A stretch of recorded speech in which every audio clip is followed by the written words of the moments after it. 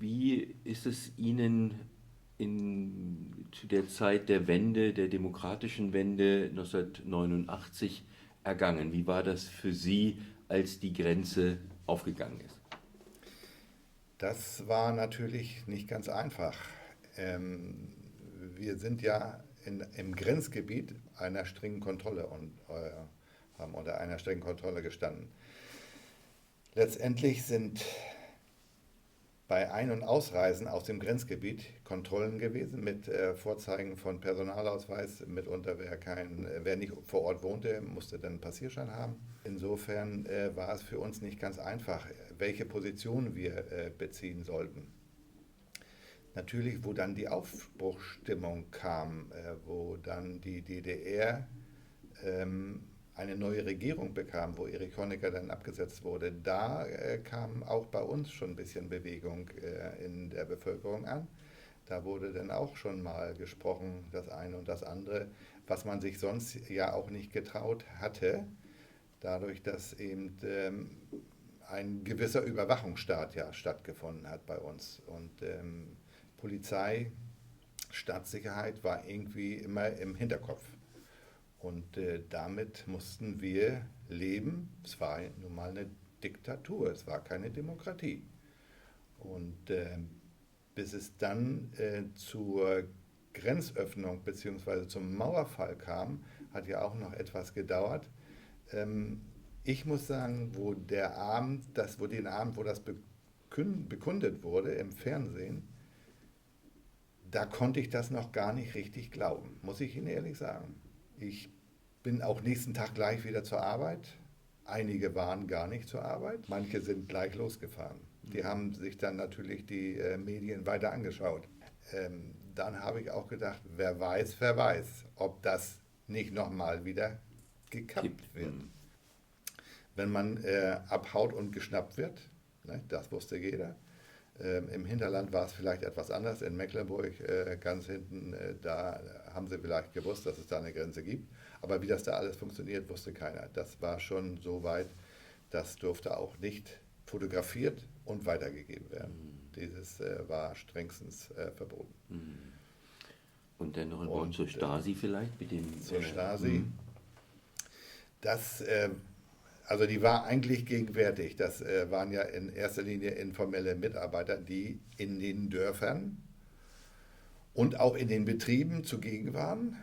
Und man hat es mitunter mal gewusst, wer dabei ist, aber nicht hundertprozentig. Hat ja keiner gesagt, dass ich dich abhören werde, nicht, oder so. Und deswegen wurde auch schon bei Gesprächen darauf geachtet, mit wem man sprach und wie man gesprochen hat.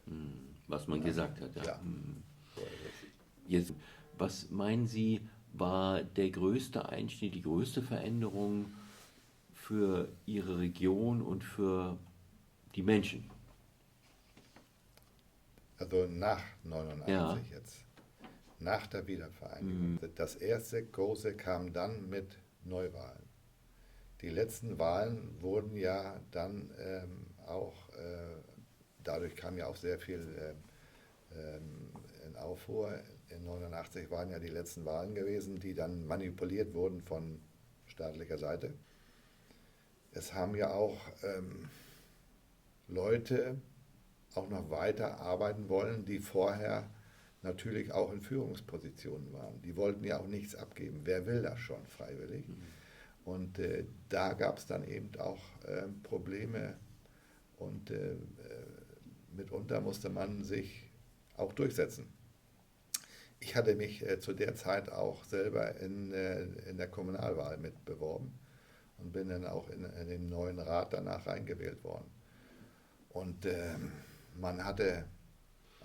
ich war vorher nie in einer Ratstätigkeit gewesen zu DDR-Zeiten. Und das war für mich ja auch nicht ganz einfach. Und ich musste mich erstmal Input holen. Und dann bin ich erstmal auf diese Seite gefahren, nach Lüneburg, und habe von meiner Cousine, die arbeitete bei der Stadt, habe mir da erstmal Informationen geholt, wie das funktioniert. Also über die Demokratie zum Beispiel. Über die Ja. Demokratie, die muss ja auch erst Eingeübt angeschoben werden. Ja. lernen. Demokratie lernt man ja nie aus, aber die muss erst angeschoben werden. Und das war nicht ganz einfach. Und das war auch ja, für mich eine Herausforderung, die ich gerne mitmachen wollte. So. Und dem habe ich mir auch gestellt und denke, das ist im Nachhinein eigentlich ganz gut gelungen. Wir können eigentlich alle froh sein, dass es zu einer Wiedervereinigung gekommen ist. Es haben alle davon profitiert. Manche mögen es ja nicht wahrhaben, aber es ist so. Beziehungsweise es ist viel gemacht worden, es ist auch viel investiert worden. Aber die Leute, die Menschen, die haben natürlich auch ihre eigenen Probleme. Viele sind auch arbeitslos geworden über eine längere Zeit, wenn nicht auch bis zur Rente hin. Und gerade auch in den Ballungszentren gab es große Arbeitslosigkeiten. Und das ist natürlich ein riesengroßer Einschnitt. Und viele sind damit auch nicht fertig geworden. Sie haben sowas nie gekannt.